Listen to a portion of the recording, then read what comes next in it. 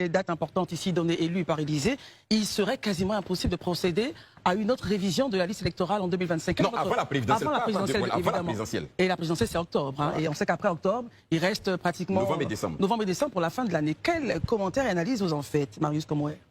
Si on s'en tient aux propos de M. Boloubeu, Élysée, oui, avec les dates, tous les responsables, tous ces responsables des partis politiques, oui, députés et autres qui se sont prononcés en sollicitant une révision de la liste électorale pour 2025, avant les présidentielles de 2025, ne sont pas véritablement en possession de leur faculté mentale. Pourquoi, Marius Komoué? Bien sûr, si on s'en tient à ces propos, que dit la loi en matière de révision de la liste électorale en Côte d'Ivoire? La loi est très claire. La loi dit chaque année, il faut réviser la liste électorale. On est des intellectuels.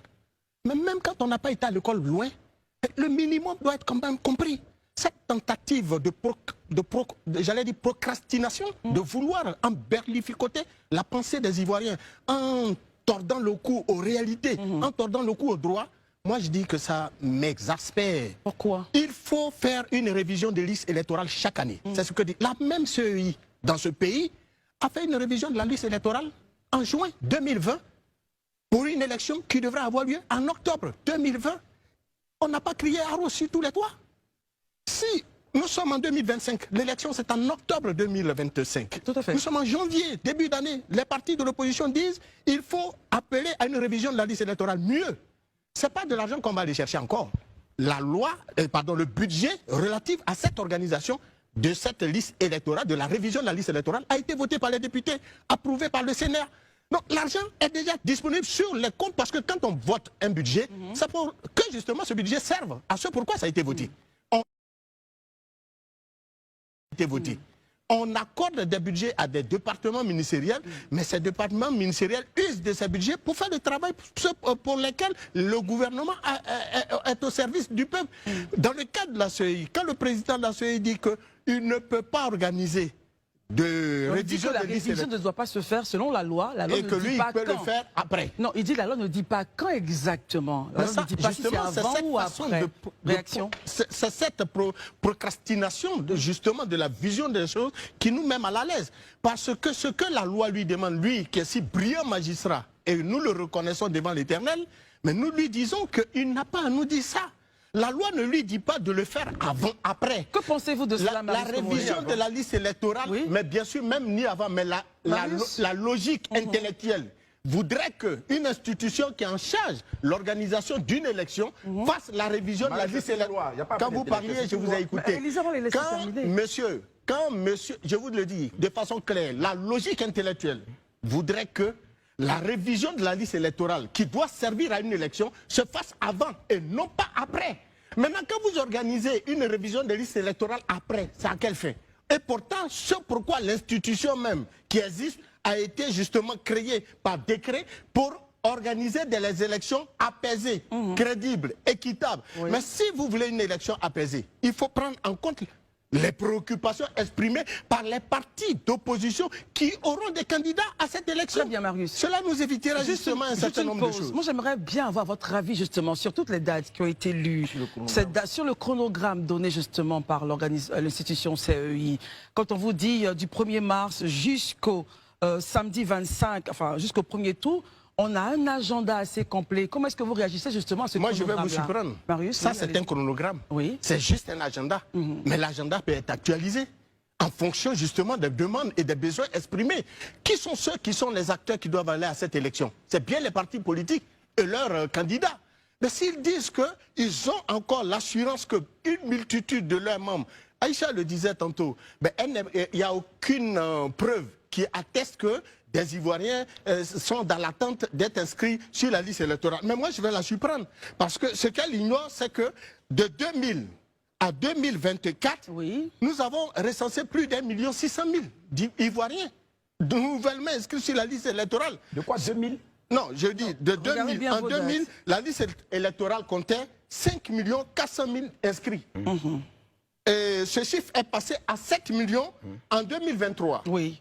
Et en 2024, nous avons recensé 1,6 million de nouveaux électeurs qui ont été enregistrés. En 2024, tout dernièrement, la dernière liste, révision de la liste électorale, on a recensé plus de 900 000 Ivoiriens. Qui est-ce qui vous dit qu'en 2025, on n'aura pas encore près de 500 000 Ivoiriens ou voire même 1 million d'Ivoiriens qui vont s'inscrire? Donc, si les gens disent, parce que nous savons que dans tous les partis politiques, beaucoup d'Ivoiriens qui avaient d'ailleurs sollicité des documents administratifs, extraits d'acte de naissance, certificat de nationalité, de tous les bords politiques, n'ont pas pu s'inscrire parce qu'ils n'ont pas eu les documents à temps. Donc si en révisant la liste électorale en 2025, ça peut nous permettre de recenser ne serait-ce que 200 ou 300 000 Ivoiriens nouvellement encore inscrits sur la liste électorale. En quoi ça constitue un problème pour eux? Le président de la CEI et son institution. Étant entendu que ce n'est pas eux qui payent, c'est nos taxes, nos impôts qui payent. Ça ne vient pas de leur poche. Lui, il a été nommé avec son institution, ses secrétaires et autres, et ainsi que ses commissaires, pour organiser des élections crédibles. Et l'élection crédible par une liste électorale consensuelle acceptée de tous. Merci Marius. Permettons Si vous venez justement d'écouter cette petite vidéo de 5 minutes, où on nous parle de la révision de la liste électorale, et pourtant Koulibaly Kubier, lui, il a été clair. Et sur ce plateau, nous avons enfin un homme digne et qui a toutes ses facultés, qui essaye de dire les choses qui sont claires. Quand la loi dit que chaque année, la liste électorale doit être révisée, et que vous trouvez un magistrat, pas n'importe quel magistrat, un magistrat haut échelle qui vient vous dire que cette année, la liste électorale ne sera pas révisée, on se pose la question que, mais il est fou. Et en plus, il nous ajoute que la liste électorale ne sera pas révisée. Pour quelle raison? Parce que la loi dit que chaque année, la liste électorale doit être révisée.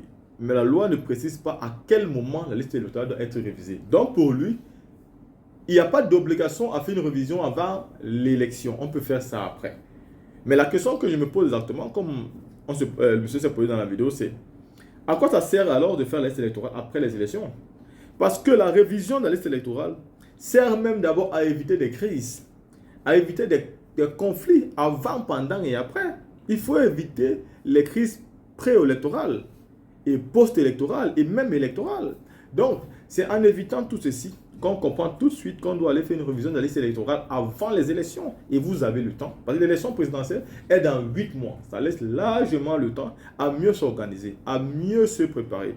Faites une révision de la liste électorale, c'est la meilleure des choses. Et ceci même pourra aider en crédibilité cette institution-là, qui pour aujourd'hui, pour nous, n'est pas crédible. La CEI n'est pas la commission électorale indépendante. C'est plutôt pour moi la commission électorale dépendante du RHDP, donc parti au pouvoir. Et c'est ça le problème. Et à chaque fois que la CEI, c'est-à-dire son président, pose des actes ou bien prend un micro et parle, on comprend tout de suite que c'est le RHDP qui est en train de parler. Parce qu'eux, ils sont d'accord avec le fonctionnement de la CEI. Et seule l'opposition dit, nous ne sommes pas d'accord. Pourquoi la CEI, elle peut donc être d'accord avec le RHDP sans être gênée? C'est tout simplement parce que l'intention, c'est de garder le pouvoir à vitam aeternam, et ceci, peu importe les conditions. Du coup, on ne se cache même plus. On assume clairement qu'ici, nous sommes en train de tricher pour garder le pouvoir, parce qu'on sous-estime l'opposition. On sous-estime le peuple, on se dit que ce peuple ne peut pas manifester, ce peuple ne peut pas se mobiliser, qu'ils ont peur aujourd'hui. On oublie que c'est mal connaître le peuple.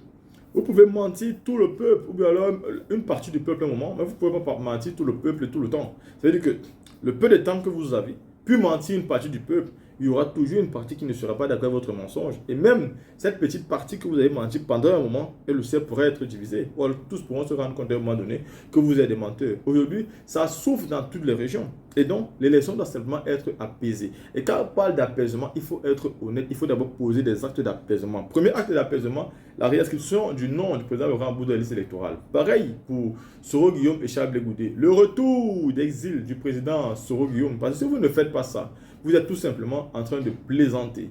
Et tôt ou tard, vous allez être obligé de subir les conséquences de l'exclusion et d'organiser des élections inclusives pour que tout le monde participe et pour que la démocratie finisse au moins par parler.